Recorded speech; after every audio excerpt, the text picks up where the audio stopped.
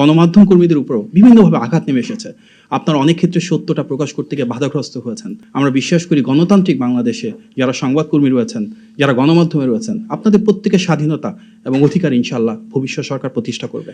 আমাদের সুদীর্ঘ যে সংগ্রাম, গত 16 বছরের ফ্যাসিবাদ বিরোধী আন্দোলন, গণ অভ্যুত্থান, তার মূল উদ্দেশ্য ছিল এমন একটি সরকার ব্যবস্থা প্রবর্তন করা যেটি সত্যি জনগণের ক্ষমতায়ন নিশ্চিত করবে, যেখানে জবাবদিহিতা থাকবে, যেখানে স্বচ্ছতা থাকবে এবং আসন্ন ত্রয়োদশ যে নির্বাচন রয়েছে সেক্ষেত্রে সবচেয়ে গুরুত্বপূর্ণ একটা ধাপ, যেখানে আমরা বিশ্বাস করি এটা অবাধ, সুষ্ঠু এবং গ্রহণযোগ্য নির্বাচনের মাধ্যমে জনগণের ক্ষমতায়ন হবে এবং এমন সরকার আসবে যারা সত্যি সরকারের কাছে দায়বদ্ধ থাকবে।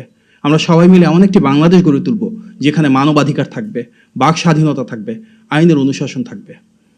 এই যে দীর্ঘ ফ্যাসিবাদের সময়ে কিন্তু বিভিন্ন শ্রেণী পেশার মানুষের মতন করে গণমাধ্যম কর্মীদের উপরও বিভিন্নভাবে আঘাত নেমে এসেছে। আপনারা অনেক ক্ষেত্রে সত্যটা প্রকাশ করতে গিয়ে বাধাগ্রস্ত হয়েছেন। অনেক নিউজ পেপার আছেন, অনেক জার্নালিস্ট আছেন, অনেক এডিটর রয়েছেন, আপনাদের উপর হামলা, মামলা, ক্লোজার সবকিছু হয়েছে। আমরা বিশ্বাস করি গণতান্ত্রিক বাংলাদেশে যারা সংবাদকর্মী রয়েছেন, যারা গণমাধ্যমে রয়েছেন, আপনাদের প্রত্যেকের স্বাধীনতা এবং অধিকার ইনশাআল্লাহ ভবিষ্যৎ সরকার প্রতিষ্ঠা করবে। আমাদের আজকে যে নির্বাচন পরিচালনা কমিটি মিটিং হয়েছে, এখানে অনেকে আমাদের নেতৃবৃন্দ রয়েছেন যারা অত্যন্ত গুরুত্বপূর্ণ সদস্য, প্রত্যেকের ডিফারেন্ট টিম আছে এবং ইতিমধ্যে আমাদের সম্মানিত চেয়ারম্যান মহোদয় বলেছেন যে আমরা সামনেই এই টিমগুলো ঘোষণা করব এবং প্রত্যেকে নির্দিষ্ট এরিয়াতে কার কি রেসপন্সিবিলিটি আছে সেটা আরও ক্লিয়ার হবে। আমাদের মূল উদ্দেশ্য আসন্ন নির্বাচনের আগে যখন যে ইনফরমেশনটুকু প্রয়োজন, আপনাদের সাথে যে কোনো সময় হয়তো প্রেস কনফারেন্স করার প্রয়োজন হতে পারে, আমরা চেষ্টা করব এই অফিসে সেটা আয়োজন করবার জন্য। আজকের মতন করে সেখানে আপনারা উপস্থিত থাকবেন, আমাদের বার্তাটা জনগণের কাছে পৌঁছে দিবেন, সেটা আপনাদের প্রতি আমাদের অনুরোধ রইল।